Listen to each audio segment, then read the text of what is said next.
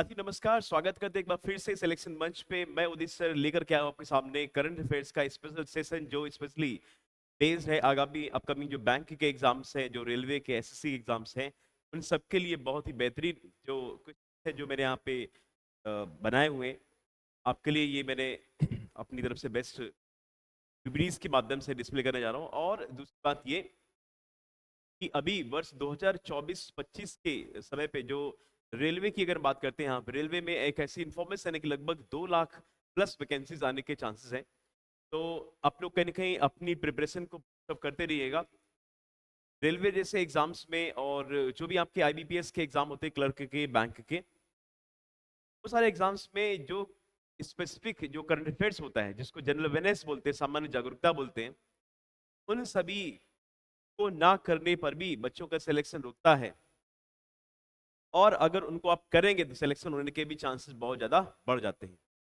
तो जो आपका ये पार्ट करंट अफेयर्स होता है, वो आपके एग्जाम के लिए बहुत ही ज़्यादा इंपॉर्टेंट यानी कि मायने रखता है।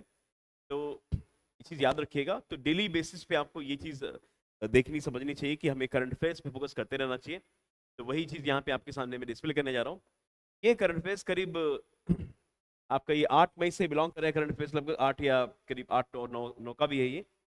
बढ़ते हैं अपने सेशन की तरफ और देखते हैं क्लास की क्या कुछ है अपने इस सेशन में। तो पहला क्वेश्चन यहाँ पे यानी कि पहला जो करंट अफेयर्स का स्टेटमेंट है वो कुछ प्रकार से, द इंटरनेशनल क्रिकेट काउंसिल यानी कि अंतरराष्ट्रीय क्रिकेट परिषद हैज अनवील्ड, यानी कि इसने अभी हाल ही में ये बता दिया है, ये मतलब शोभित कर ये एक प्रकार से अनवील कर दिया। अनवील मतलब हो जाएगा ये एक प्रकार से जाहिर कर दिया, जिक्र कर दिया, सबको बता दिया।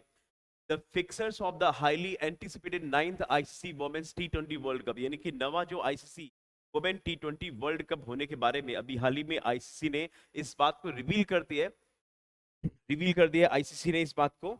और रिवील करने के रिगार्डिंग ये बात मेंशन करी गई है कि जो ये मैच होगा बच्चों, ये 9th आपका ये यानी कि ये जो आईसीसी का टी20 वर्ल्ड कप है, ये कौन से सेशन का है क्लास, तो आपको मालूम होना चाहिए। ये एक 9th यानी कि नवा 9th आईसीसी टी20 वर्ल्ड कप है, जो आप लोग को ये मालूम होना चाहिए 9th है। और इसके लिए जो ये मैच होगा क्लास, ये याद रखिएगा, से लेकर के 20 अक्टूबर के बीच में ये अंतरराष्ट्रीय टी20 वुमेन वर्ल्ड कप का ये अनाउंसमेंट किया गया आईसीसी के द्वारा अभी रिसेंटली। और इसके लिए जो अभी बताया गया किस जगह पे इसको स्पेशली होल्ड किया जाएगा, किस जगह इसको होस्ट किया जाएगा आईसीसी टी20 वुमेन वर्ल्ड कप के लिए, तो वो बच्चों याद रखिएगा आपका ये ढाका में, यानी कि बांग्लादेश की जो कैपिटल ढाका में इसको वेन्यू दिया गया। ढाका में 2 स्टेडियम में इसको ऑर्गेनाइज करने की बात चली है। एक तो शेरे बांग्ला नेशनल क्रिकेट स्टेडियम और दूसरा है Sylhet international cricket stadium Sylhet में।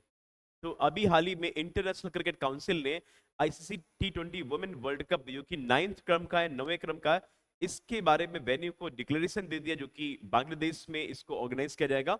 2 ऐसे वेन्यूज में शेरे बांग्ला और इसके अलावा ये जो सैडलेट इंटरनेशनल क्रिकेट स्टेडियम में इसको मेंशन किया गया। ठीक है बच्चों, तो इसमें इस चीज को याद रखिएगा। दूसरी बात ये कि इसमें कुल 23 मैचों में प्रतिस्पर्धा होगी, यानी कि इसमें जो टोटल मैचेस में होंगे वो 23 मैच होंगे और 10 टीमें शामिल होंगी। इस बात को याद रखिएगा, टी20 वुमेन वर्ल्ड कप में कुल 10 टीमों के द्वारा इसमें पार्टिसिपेशन किया जाएगा। 24 मैच प्रतिस्पर्धा में होंगे, 2 स्थानों पर इसको आयोजित किया जाएगा। 3 से 20 अक्टूबर के बीच में ये मैचेस होने की बात करी गई है आईसीसी टी20 वुमेन वर्ल्ड कप। अब बात करते हैं बच्चों यहाँ पर कि आईसीसी यानी कि इंटरनेशनल क्रिकेट काउंसिल का जो हेडक्वार्टर पड़ता है वो दुबई यूएई में ये मेंशन किया गया। और इसका फाउंडेशन 15 जून 1909 में किया गया था, यानी कि 15 जून 1909 में इसका फाउंडेशन किया गया था। और इसकी सब्सिडरी जो है वो एशियन क्रिकेट काउंसिल यानी कि एसीसी भी है। और ये स्पेशली ज्यादा करके आईसीसी अवार्ड को ईयरली बेसिस पे जारी करने की बात करता है। ये आपका इंटरनेशनल क्रिकेट काउंसिल है, इसका हेडक्वार्टर दुबई में। वर्तमान में जो इसके प्रमुख हैं यानी कि चेयरपर्सन है वो है मिस्टर ग्रेग बार्कले, यानी कि ग्रेग बार्कले जो इसके चेयरमैन है इंटरनेशनल क्रिकेट काउंसिल यानी कि अंतरराष्ट्रीय क्रिकेट परिषद के जो वर्तमान में चेयरपर्सन है उनका नाम है ग्रेग बार्कले। तो बहुत ही मोस्ट इंपॉर्टेंट क्वेश्चन है कि आईसीसी टी20 वुमेन वर्ल्ड कप का कौन से क्रम का है, तो 9वें क्रम का। कहां पे? बांग्लादेश के 2 स्टेडियम में। कितनी टीमें शामिल होंगी इसमें? तो कुल 10 टीमों के द्वारा ये मैच खेला जाएगा। पूरे दुनिया भर में जो भी क्रिकेट प्रेमी है इस टूर्नामेंट में खुद को एंजॉय करेंगे। और इसके अलावा ये 23 मैचों की पूरी प्रतिस्पर्धा होने की बात करेगी, जो कि होगा ये आपका बांग्लादेश में। दूसरी बात ये कि अभी अगर बात करते हैं क्लास आईसीसी की बात करते हैं या क्रिकेट की फील्ड की बात करते हैं, तो एक विजडन मैगजीन आती है क्रिकेट के फील्ड में, यानी कि इंटरनेशनल विजडन मैगजीन अवार्ड भी क्रिकेट के फील्ड में होता है। आपके लिए ये आंसर आपको देना पड़ेगा।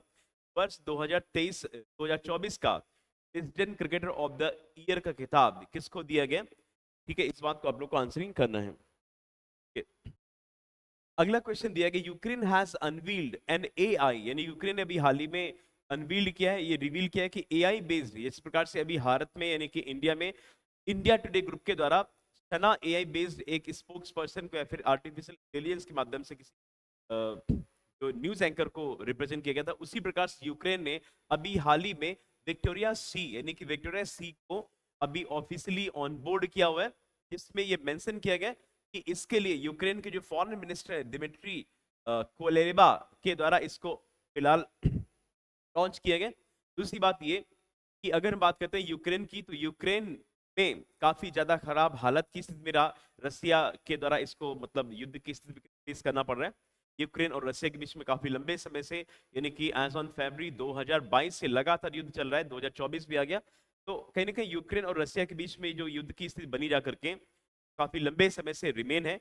और साथ साथ यहाँ पे एक खबर एक भी बड़ी है कि जिसमें रूस के जो राष्ट्रपति हैं यानी कि व्लादिमीर पुतिन लगातार वो पांचवी बार वहां के नए राष्ट्रपति बनने की मतलब बात करेगी। अभी हाल ही में करीब 2 दिन पहले एक समारोह में उन्होंने फिलहाल तो 5वीं बार शपथ ग्रहण के लिए हुई है यूक्रेन के रसिया के राष्ट्रपति व्लादिमीर पुतिन के द्वारा, ठीक है ना। बात यूक्रेन की करते हैं।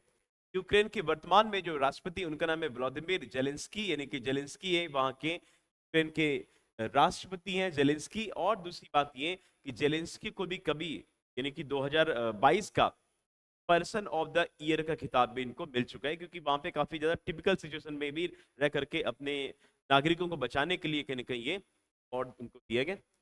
कैपिटल याद रखिएगा, यूक्रेन की कैपिटल बच्चों कीव, और इसके अलावा करेंसी है हर्विनिया, यानी यूक्रेन की करेंसी है वो है हर्विनिया और वहां की जो कैपिटल है उसका नाम है कीव, ठीक है। यूक्रेन की बात मैं यहाँ पर कर रहा था। विक्टोरिया सी वहां की एक प्रकार की पहली बार एआई बेस्ड एक स्पोक्स पर्सन को लॉन्च किया गया वहां के फॉरेन मिनिस्टर, यानी कि जो फॉरेन मिनिस्टर है जिनका नाम है मिस्टर डिमिट्रो कुलेबा, ठीक है, याद रखिएगा डिमिट्रो कुलेबा। चलिए आगे बढ़ते हैं। यूक्रेन की अगर बात करें तो इंडिया की तरफ से यूक्रेन में फंसे हुए जो भी हमारे विद्यार्थी थे जो यहाँ पे स्टडी करने जाते हैं उनको बचाने के लिए ऑपरेशन गंगा लॉन्च करने की बात करी गई थी, ठीक है, इस बात को याद रखिएगा। चलिए आगे बढ़ते हैं। Subodh Kumar 2010 batch Indian administrative service officer of the Tamil Nadu cadre has been appointed as director in ministry of AYUSH, यानी कि आयुष मंत्रालय में अभी हाल ही में नए डायरेक्टर जो बनाए गए इनका नाम है सुबोध कुमार, इस बात को आप लोग याद रखिएगा। आयुष मंत्रालय में नए जो डायरेक्टर बनाए गए उनका नाम है सुबोध कुमार, और ये फिलहाल इनको अभी रिसेंटली अपॉइंट करने की बात करेगी और ये 8 अक्टूबर तक बने रहेंगे, 8 अक्टूबर 2024 तक ये बने रहेंगे जब तक फर्दर ऑर्डर नहीं आ जाता है, ठीक है। आयुष मंत्रालय की बात हो रही थी, तो मिनिस्ट्री ऑफ आयुष की लेकिन बात करते हैं तो वर्तमान में जो इसके प्रमुख हैं यानी कि आयुष मंत्रालय का ऑफिस देख रहे हैं उनका नाम है सर्बानंद सोनोवाल, ठीक है। सर्बानंद सोनोवाल एक ऐसे व्यक्ति हैं जो आसाम के भूतपूर्व सीएम भी रह चुके हैं और वर्तमान में कैबिनेट मिनिस्ट्री में आयुष मंत्रालय भी देख रहे हैं और साथ साथ ministry of shipping and water veg के लिए भी रिस्पॉन्सिबिलिटी किसकी है बच्चों, याद रखिएगा सर्बानंद सोनोवाल जी की। सर्बानंद सोनोवाल 2 पोस्ट देख रहे हैं, आयुष मंत्रालय और इसके अलावा ministry of waterways and shipping के लिए, ठीक है ना। And he was a former CM of Assam government, ठीक है ना, मिस्टर सर्बानंद सोनोवाल जो वर्तमान में क्या कर रहे हैं क्लास आयुष मंत्रालय के प्रमुख। अब देखिए रिसेंटली क्लास क्या किया है बच्चों, ये 30 अप्रैल 2024 को अभी बनाए गए आयुष्मान यानी कि आयुष्मान भारत दिवस मनाने की बात करेगी। आयुष्मान भारत दिवस recently held in the 30 of April, यानी कि 30 अप्रैल को आयुष्मान भारत दिवस मनाया गया, इस बात को आप लोग अच्छे से याद रखिएगा। एंड सेकेंडरी बात ये आयुष्मान भारत दिवस के अंतर्गत 2018 में प्रधानमंत्री श्री नरेंद्र मोदी ने इस स्कीम को लॉन्च किया गया था, जिसमें ऐसा मेंशन किया गया आयुष्मान भारत स्कीम के तहत प्रत्येक फैमिली में यानी कि पर फैमिली के लिए 5 लाख रुपए का अमाउंट हेल्थ इंश्योरेंस की बात करता है, यानी कि हेल्थ इंश्योरेंस की कवरेज के बारे में मेंशन किया गया। तो याद रखिए बच्चों, यहाँ पर आयुष्मान भारत के बारे में कुछ खास इंपॉर्टेंट कंटेंट था जो मैंने आपके सामने डिलीवर किया हुआ है। अभी हाल ही में 30 अप्रैल को आयुष्मान भारत दिवस को मनाया गया है, ठीक है ना। दूसरी बात ये कि ये जो इसमें हाल ही में जो बनाया गया डायरेक्टर, उनका नाम है मिस्टर सुबोध कुमार, ठीक है। अब आपके लिए क्वेश्चन ये बनता है कि भारत में किस जगह पर 10,000वां यानी कि 10,000 जन औषधि केंद्र का स्टैब्लिशमेंट किया गया था? वो जगह कौन सी है, वो कौन सा जिला है जहां पे 10,000वां जन औषधि केंद्र को स्टैब्लिश किया गया? चलिए आगे बढ़ते हैं। तो सुबोध कुमार याद रखिएगा, डायरेक्टर ऑफ आयुष मंत्रालय, ठीक है ना। नेक्स्ट क्वेश्चन यहाँ पे मेंशन किया है बच्चों, याद रखिएगा। नेक्स्ट क्वेश्चन यहाँ पे दिया गया, The Indian Army Kharga Corps, part of the Army Western Command, recently concluded a 3-day joint military exercise Gagan strike, यानी कि अभी हाल ही में 3 दिवसीय एक ज्वाइंट मिलिट्री एक्सरसाइज जिसका नाम है गगन स्ट्राइक, जिसको अभी हाल ही में भारतीय जो आर्मी है, भारत की आर्मी और इसके अलावा भारत की वायुसेना के बीच में एक ज्वाइंट ड्रिल करी गई है। इंडियन आर्मी और इंडियन एयरफोर्स के बीच में ड्रिल करी गई जो पंजाब में हुई है। और इस पूरे ड्रिल का नाम जो है बच्चों याद रखिएगा गगन स्ट्राइक, है ना। ये चीज याद रखिएगा, गगन स्ट्राइक। गगन स्ट्राइक सेकंड ये ज्वाइंट ड्रिल है जो कि Indian army and Indian air force के बीच में हेल्ड की गई पंजाब में। एडवांस क्लासेस के हेलीकॉप्टर और इसके अलावा जो भी वहां पे तो विकसित किए गए तमाम सारे ऐसे मशीनीकृत इकाइयों के द्वारा ये एक्सरसाइज को अंजाम दिए गए जो कि पंजाब में हुआ है। बात यहाँ पे अगर चीफ ऑफ एयर स्टाफ की बात करते हैं तो उनका नाम मिस्टर विवेक राम चौधरी वर्तमान में एयर मार्शल है, यानी कि जो भी हमारे वायुसेना के प्रमुख हैं विवेक राम चौधरी हैं। जबकि थल सेना के प्रमुख जो हैं वो वर्तमान में मिस्टर मनोज पांडे जी हैं। और इसके अलावा जो नेवी चीफ जिनके अभी हाल ही में नया अपॉइंटमेंट किया गया उनका नाम है मिस्टर दिनेश त्रिपाठी। 30 अप्रैल 2024 से दिनेश कुमार त्रिपाठी को वहां पर अपॉइंट किया गया, ठीक है। इस बात को याद रखिएगा। तो गगन स्ट्राइक पंजाब में हुई है between the Indian army and Indian air force. इस बात को याद रखिएगा। तीनों सेनाओं के प्रमुख मैंने यहाँ पे बता दिए। और इसके अलावा अगर मैं आपसे पूछ वर्तमान में कौन है भारत सरकार के सेकंड सीडीएस, तो इसका जवाब आप लोग यहाँ पर सेकंड सीडीएस ऑफ कंट्री, आप लोग क्लास यहाँ पर इसका आंसर देंगे, कमेंट बॉक्स में बताएंगे कि भारत के कौन है वर्तमान में चीफ ऑफ डिफेंस स्टाफ और कौन थे पहले सीडीएस, और इस सीडीएस की पोस्ट को कब बनाया गया था। इसका आंसर आप लोग करेंगे कमेंट बॉक्स में। नेक्स्ट क्वेश्चन दिया गया, India emerge the global leader in the remittance in 2022 receiving the $101 billion, surpassing the 100. India emerged as the global leader in the remittance in 2022 received over $100 billion। यानी कि अभी हाल ही में भारत ने 2022 में 63 के मामले में वैश्विक नेता के रूप में उठा, मतलब ये कि विदेश से ज्यादा पैसा भारत में भेजा गया। के मामले में इंडिया की रैंक जो है वो फर्स्ट प्लेस पे मेंशन करी गई। $111 बिलियन के साथ भारत प्रथम स्थान पे उभरा हुआ है। साथ ही साथ ऐसा ये पहली बार हुआ है कि ये कोई देश है, यानी कि कोई पहला भारत देश है जो $100 बिलियन के पार आंकड़ों को पहुंचा दिए। तो विदेशियों द्वारा ज्यादा पैसा भेजने की बात करेंगे इस वित्तीय वर्ष में, यानी सॉरी 2022 में $112 बिलियन की बात मेंशन, $111 बिलियन की बात मेंशन। $100 बिलियन को पार करने वाला भारत कोई ऐसा पहला देश है, ठीक है। इस प्रकार की रिपोर्ट को संयुक्त राष्ट्र अंतरराष्ट्रीय प्रवासन संगठन द्वारा तैयार किया गया विश्व प्रवासन रिपोर्ट 2024 की रिपोर्ट के रूप में इसको मेंशन किया गया। और इसके लिए बांग्लादेश में जारी की गई थी इस प्रकार की रिपोर्ट। और अगर बात करते बच्चों यहाँ पर कि इंटरनेशनल ऑर्गेनाइजेशन फॉर माइग्रेशन, यानी कि जो जिस संस्थान ने इस रिपोर्ट को तैयार किया हुआ है, जिस संस्थान ने इस रिपोर्ट को प्रिपेयर किया हुआ है, उसका हेडक्वार्टर जो बच्चों याद रखिएगा जिनेवा में उसका मुख्यालय है, जिसका नाम है IMO, यानी कि international migration, international organisation for migration का हेडक्वार्टर बच्चों याद रखिएगा जिनेवा में। और वर्तमान में इसके जो डीजी हैं उनका नाम है एमी पोप, कि Amy Pope is a current DG of the international organisation for migration, ठीक है ना, याद रखिएगा। तो भारत पहले रैंक पे इसमें मेंशन किया गया। बांग्लादेश में ये मीटिंग हुई है, बांग्लादेश में रिपोर्ट जारी करी गई पहली बार वहां से। और इस रिपोर्ट को जारी करने वाला संस्थान कौन सा है? इंटरनेशनल ऑर्गेनाइजेशन फॉर माइग्रेशन, इसका हेडक्वार्टर जिनेवा में। और भारत ने $111 बिलियन करके ये बढ़त करी हुई है 2022 की रिपोर्ट के अनुसार। चलिए आगे बढ़ते हैं।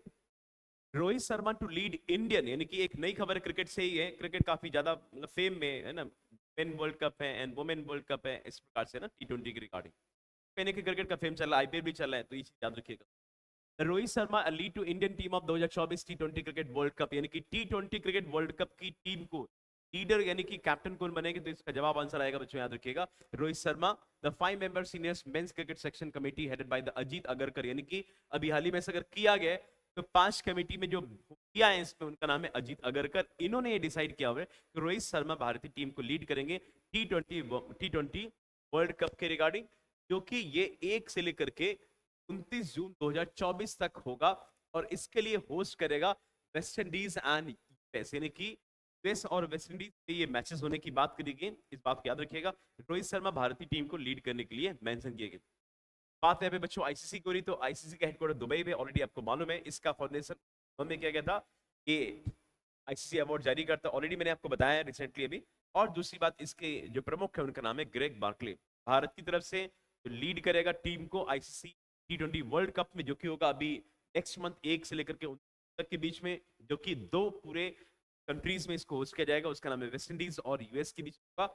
रोहित शर्मा इसको लीड करेंगे। इस पूरे मीटिंग को हेड करने के लिए अजीत अगरकर को प्रमुख बनाया गया। चलिए, ज्वाइंट मिलिट्री एक्सरसाइज शक्ति between the India and France, यानी कि भारत और फ्रांस के बीच में एक एनुअल एक्सरसाइज होती है जिसका नाम है शक्ति। इस एक्सरसाइज को भी हाल ही में होने की बात करेगी, जो कि उमरोई मेघालय में ये एक्सरसाइज होती है, ज्यादा करके ये उमरोई मेघालय में हमेशा हुई जाके एक्सरसाइज। तो एक्सरसाइज शक्ति जो होगी वो 2 कंट्रीज के बीच होती है, इंडिया और फ्रांस के बीच में, जो कि मिलिट्री एक्सरसाइज कहलाएगा, यानी कि आर्मी का एक्सरसाइज कहलाएगा, जो कि 13 से 26 मई के बीच में होगा उमरोई मेघालय में। मेघालय की कैपिटल बच्चों याद रखिएगा, Shillong is the capital of Meghalaya, और मेघालय 7 सिस्टर्स वाले राज्यों में इसको मेंशन किया गया, ठीक है ना।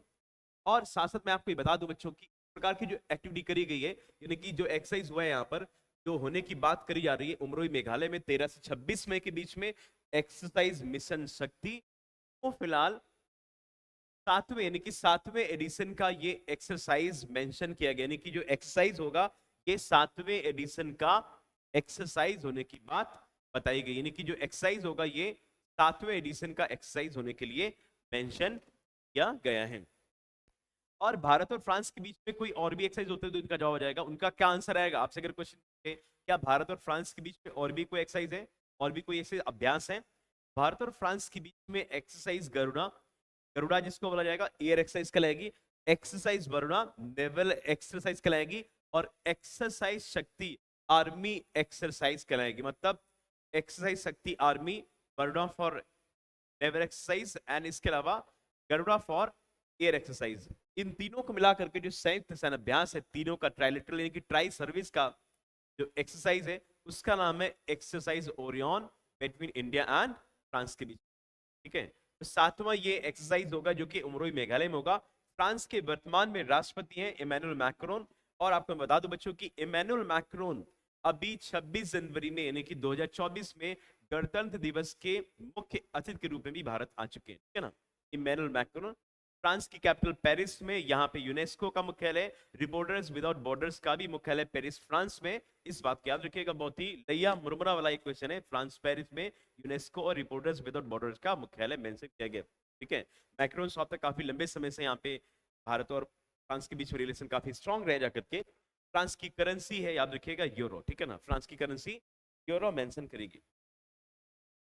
Amul become the official sponsor, यानी कि अमूल ने अनाउंसमेंट किया है कि वो ऑफिशियल स्पॉन्सरशिप करेगा किसके लिए, the Sri Lanka men's cricket team, यानी कि अभी हाल ही में टी20 जो वर्ल्ड कप होने वाला है ना जून मंथ में, की तरफ से इसमें इस मैच में श्रीलंका को वो फाइनेंशियली सपोर्ट करने के लिए बोला हुआ है अमूल ने। इंडिया की जियांट डेयरी फैक्ट्री, यानी कि इंडिया की सबसे बड़ी जो डेयरी फैक्ट्री है, डेयरी इंडस्ट्रीज है, वो है अमूल आनंद मिल्क यूनियन लिमिटेड, जिसका हेडक्वार्टर गुजरात में आनंद शहर में अमूल का। और ये कहने की अमूल जो इंडस्ट्रीज है ये ऑपरेशन फ्लड का भी एक पार्ट कहलाता है। आप लोग को ये बता दूं मैं आपको, ऑपरेशन फ्लड का एक पार्ट कहलाएगा, यानी कि ऑपरेशन जो दूध जैसे मिल्क का प्रोडक्शन करने की बात करेगी उसका एक पार्ट कहलाएगा अमूल, ठीक है ना।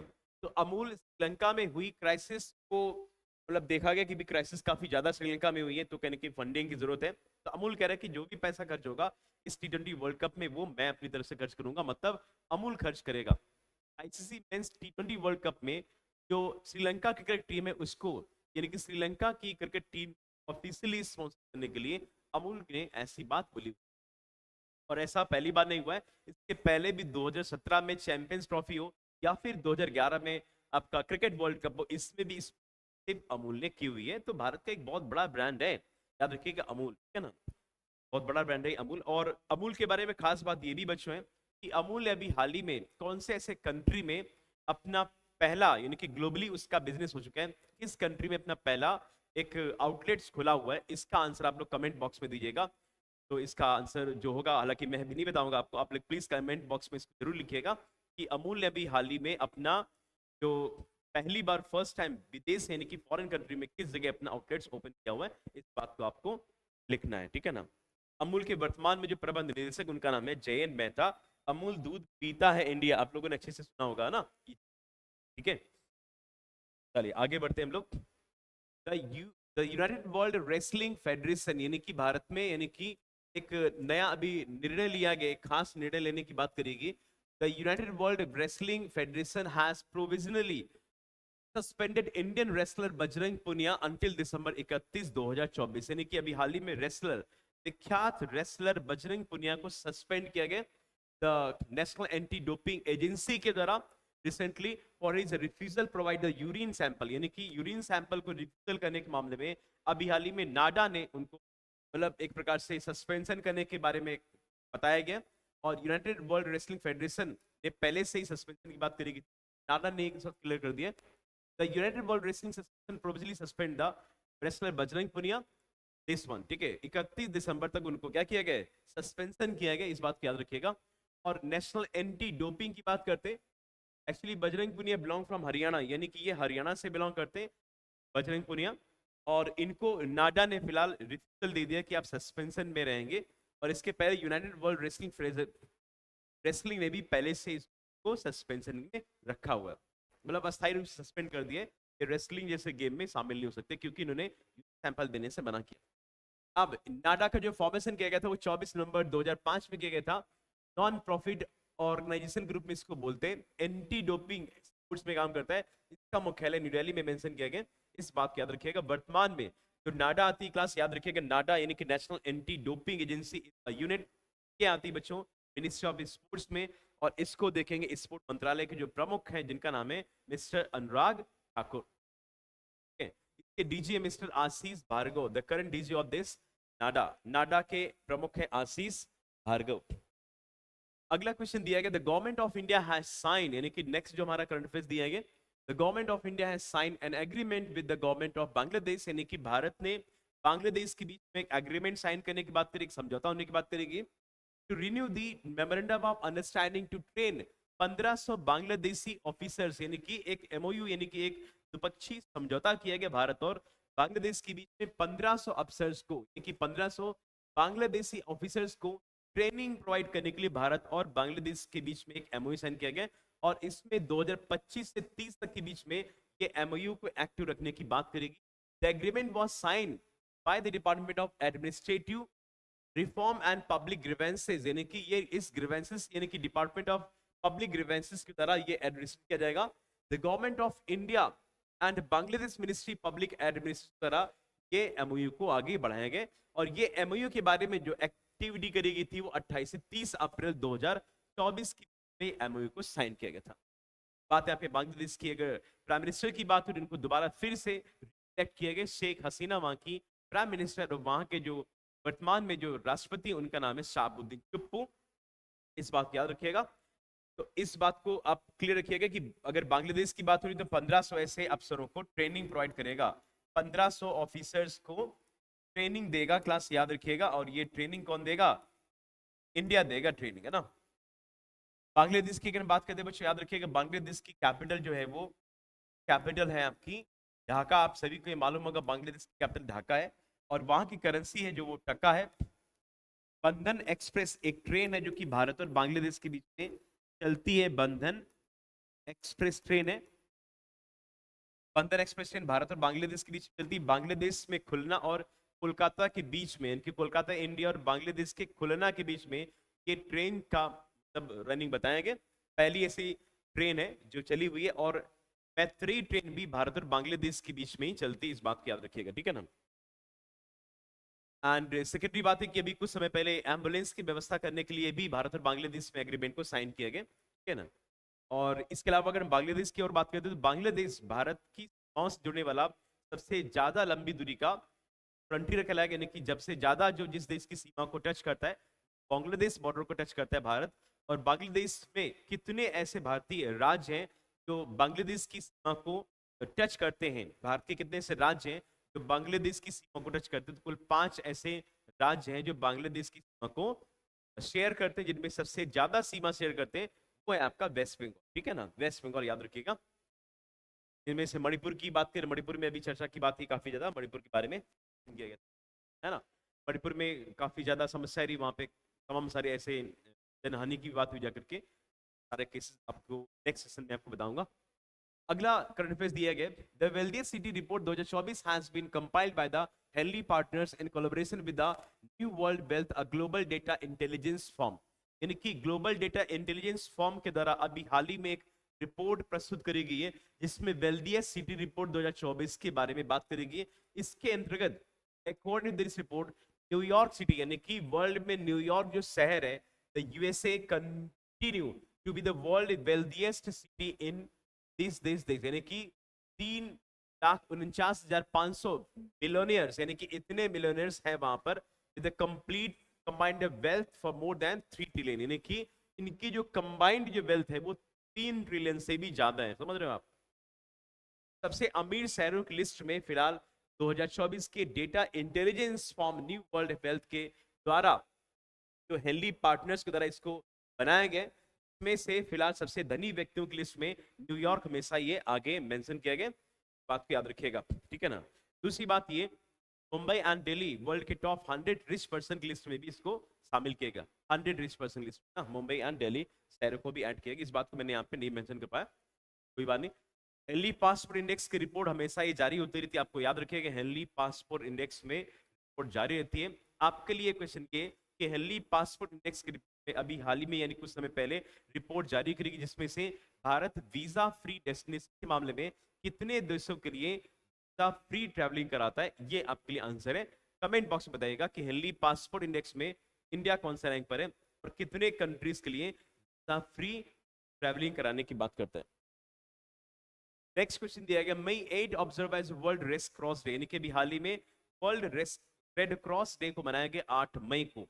इस रेड क्रॉस दिवस को 8 मई को मनाया गया और इसमें अंतरराष्ट्रीय रेड क्रॉस और रेड क्रिसेंट आंदोलन की विशिष्टता और एकता का जश्न मनाने के लिए प्रत्येक वर्ष किया जाता है 8 मई को। रेड क्रॉस के जो फाउंडर थे उनका नाम था हेनरी डुनेंट। ठीक है, हेनरी डुनेंट रेड क्रॉस के फाउंडर के रूप में जाने जानते हैं। रेड क्रॉस के फाउंडर कौन है बच्चों? हेनरी डुनेंट, है ना, इस बात को याद रखिएगा। ठीक है, red cross Henry Dunant. Bharat और पाकिस्तान के बीच में जो लाइंस हैं उसका नाम क्या है? भारत और चाइना के बीच में लाइंस है उसका नाम क्या है? ठीक है, ये क्वेश्चन का आंसर आपको कमेंट बॉक्स में बताना है। ठीक है, मैं सिर्फ क्लू आपको दे रहा हूँ। ठीक है ना। तो 8 मई को रेड क्रॉस दिवस मनाया गया पूरे वर्ल्ड वाइड में। ठीक है ना, इस बात को याद रखिएगा। इसके फाउंडर कौन थे? Henry Dunant. इसका हेडक्वार्टर कहाँ पे बच्चों है? जेनेवा स्विट्जरलैंड में इसका मुख्यालय जो आपका रेड क्रॉस है।